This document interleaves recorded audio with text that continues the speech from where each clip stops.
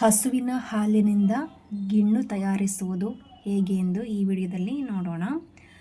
ಗಿಣ್ಣು ಅಂದರೆ ಹಸು ಅಥವಾ ಎಮ್ಮೆ ಮರಿ ಹಾಕಿದ ನಂತರ ಕೊಡುವ ಮೊದಲ ಕೆಲವು ದಿನಗಳ ಹಾಲಿನಿಂದ ತಯಾರಿಸುವ ಸಾಂಪ್ರದಾಯಿಕ ಮತ್ತು ಪೌಷ್ಟಿಕ ರುಚಿಕರವಾದ ಸಿಹಿ ತಿಂಡಿ ಇದು ಹಾಲಿನ ಪುಡಿಂಗ್ ಅಥವಾ ಕೆನೆಭರಿತ ಚೀಸ್ನಂತಿದ್ದು, ಬೆಲ್ಲ ಮತ್ತು ಏಲಕ್ಕಿ ಹಾಕಿ ಸಣ್ಣ ಹಬೆಯಲ್ಲಿ ಬೇಯಿಸಿ ಮಾಡಲಾಗುತ್ತದೆ.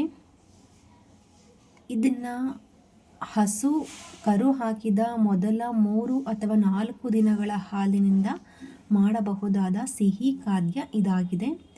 ಇದು ಅಧಿಕ ಪ್ರೋಟೀನ್, ಕೊಬ್ಬು ಮತ್ತು ರೋಗನಿರೋಧಕ ಶಕ್ತಿಯನ್ನು ಹೆಚ್ಚಿಸುವ ಅಂಶಗಳನ್ನು ಹೊಂದಿದೆ. ಇದು ಮೃದುವಾದ, ಕೆನೆಯುಕ್ತ ಮತ್ತು ಸಿಹಿಯಾದ ಹಾಲಿನ ಪುಡಿಂಗ್ ತರಹ ಇರುತ್ತೆ. ಇದನ್ನು ಜನ್ನು, ಪಸು, ಖರ್ವಾಸ್ ಅಂತ ಕೆಲವು ಕಡೆ ಕರೀತಾರೆ.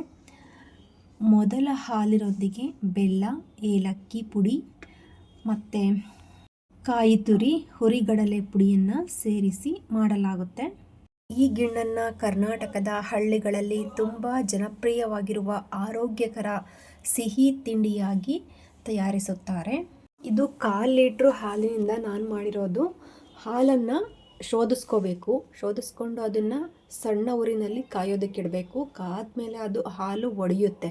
ಅದು ಹಾಲು ಒಡಿಬೇಕು. ಆ್ಯಕ್ಚುಲಿ ಹಸು ಕರು ಹಾಕಿದ 1 ವಾರಗಳ ಕಾಲ ಏನು ಹಾಲು ಕೊಡುತ್ತೆ ಹಸು, ಆ ಹಾಲನ್ನು ಅಕ್ಕಪಕ್ಕ ಮನೆಯವ್ರಿಗೆ ಕೊಡ್ತಾರೆ. ಅದನ್ನು ಗಿಣ್ಣಾಗಿ ನಾವು ಸ್ವೀಟ್ ಮಾಡ್ಕೊಂಡು ತಿಂತೀವಿ ಅಂತ ಯಾರು ಕೇಳ್ತಾರೆ ಅವರಿಗೆ ಕೊಡ್ತಾರೆ ಹಾಲನ್ನು. ಯಾವುದೇ ಕಾರಣಕ್ಕೂ ಅದು ಹಾಲನ್ನು ಕಾಯಿಸೋದಕ್ಕೆ ಬರೋದಿಲ್ಲ, ಒಡೆದೋಗುತ್ತೆ ಆ್ಯಕ್ಚುಲಿ ಹಾಲು. ಹಾಗಾಗಿ ನಾನು ಈ ಹಾಲು ಒಡೆದೋಗುತ್ತಲ್ಲ, ಆ ಒಡೆದಾದ್ಮೇಲೆ ಅದಕ್ಕೆ ಬೆಲ್ಲ, ಕಾಯಿ ತುರಿನ ಸೇರಿಸಿದ್ದೀನಿ. ಆಮೇಲೆ ಸಕ್ಕರೆಗೆ ಸ್ವಲ್ಪ ಏಲಕ್ಕಿ ಹಾಕಿ ಪೌಡ್ರ್ ಮಾಡಿ ಹಾಕಿದ್ದೀನಿ. ನೆಕ್ಸ್ಟ್ ಇದು ಹುರಿಗಡಲೆ ಪುಡಿನ ಲಾಸ್ಟಿಗೆ ಸ್ವಲ್ಪ ಡ್ರೈ ಆಗ್ತಾ ಇರುತ್ತೆ, ಆವಾಗ ಹಾಕಬೇಕಾಗುತ್ತೆ. ನಾನಿಲ್ಲಿ ಕಪ್ಪು ಬೆಲ್ಲನ ಸೇರಿಸಿದ್ದೀನಿ. ಯಾವ ಬೆಲ್ಲ ಬೇಕಾದರೂ ಸೇರಿಸ್ಬೋದು. ಕಪ್ಪು ಬೆಲ್ಲ ಹಾಕಿದ್ರೆ ತುಂಬ ರುಚಿಯಾಗಿರುತ್ತೆ. ಈಗ ಇದನ್ನು ನೀಟಾಗಿ ತಳ ಹಿಡಿಯುತ್ತೆ. ಹಾಲು ನಾವು ಸ್ಟಾರ್ಟಿಂಗ್ ಏನು ಇಡ್ತೀವಿ ಅವಾಗಿಂದನೂ ಕೊನೆ ತನಕ ತಿರುಗಿಸ್ತಾ ಇರಬೇಕು, ಆಗಾಗ ಬಿಟ್ಟು ಇಲ್ಲಾಂದರೆ ತಳ ಹಿಡಿಯುತ್ತೆ. ಪಾತ್ರೆ ಸ್ವಲ್ಪ ದಪ್ಪ ತಳ ಇರೋ ಪಾತ್ರೆನ ಇಟ್ಟಿರಬೇಕು, ಅದಕ್ಕೋಸ್ಕರನೇ ತಳ ಹಿಡಿಯುತ್ತೆ ಅಂತ. ನೋಡಿ, ಸಣ್ಣ ಊರಿನಲ್ಲೇ ಮಾಡಬೇಕು. ಸ್ವೀಟ್ ಯಾವತ್ತೂ ಜಾಸ್ತಿ ದೊಡ್ಡ ಊರಿನಲ್ಲಿ ಮಾಡೋದಕ್ಕೆ ಬರಲ್ಲ, ಸೀದೋಗುತ್ತೆ. ಇದು ಫುಲ್ ಡ್ರೈ ಆಗೋವರೆಗೂ ಇದಕ್ಕೆ ಸ್ವಲ್ಪನೇ ನನ್ನ ಕೈಯಲ್ಲಿ ಉದುರಿಸ್ಕೊಂಡು ತಿರುಗಿಸ್ತಾ ಇದ್ದೀನಿ. ಇದಕ್ಕೆ ತುಪ್ಪ, ಬೆಣ್ಣೆ ಏನೂ ಹಾಕೋದಿಲ್ಲ, ಇಷ್ಟೇ ಹಾಕೋದು. ಇದಿಷ್ಟು ಡ್ರೈ ಆಗಬೇಕು. ಈಗ ನೋಡಿ, ಡ್ರೈ ಆಯಿತು. ಈಗ ಇದನ್ನು ಮುಚ್ಚಿಡ್ತಾ ಇದ್ದೀನಿ. ನಾನು ನೈಟ್ ಮಾಡಿಟ್ಟಿರೋದು, ನೆಕ್ಸ್ಟ್ ಡೇ ಬೆಳಗ್ಗೆ ತೆಗೆದು ಓಪನ್ ಮಾಡ್ತಾ ಇದ್ದೀನಿ. ನೋಡಿ, ಈ ಥರ ಇದೆ. ಫುಲ್ ಡ್ರೈ ಆಗಿದೆ. ನೋಡಿ ಯಾವ ಥರ ಕೇಕ್ ಥರ ಇದೆ. ಈ ಥರ ಬರಬೇಕು.